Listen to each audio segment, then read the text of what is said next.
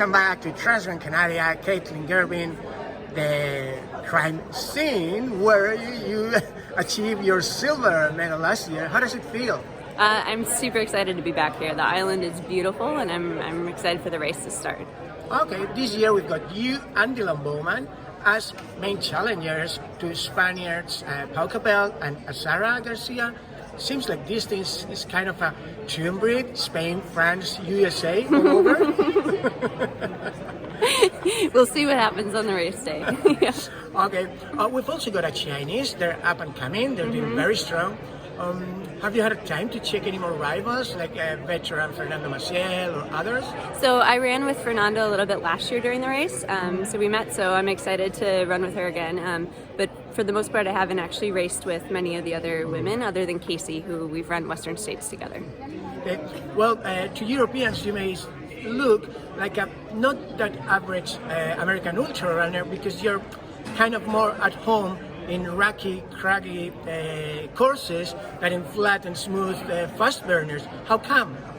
I have a background in mountaineering, and I think I just like more challenging terrain. I didn't grow up as a typical runner. I found the mountains other ways. So for me, I really like the kind of more technical and big climbs. Okay. And for those that are listening to us in the States, how would you describe the race for the popular runner, for them to travel all the way over to here, other than the charm of the sun and the sun of the Canaries? I think for me, traveling out here during the winter is amazing. The island is such a fun place, and I think a lot of Americans don't always have this island on their radar to come to.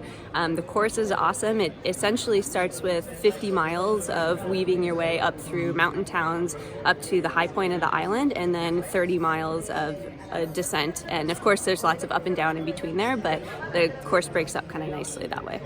Okay, well, so how's the lookout for this year? We'll see. I'm excited. Okay, good luck. Thank you. Welcome back to Gran Canaria, Mr. Dylan Bowman. Long trip.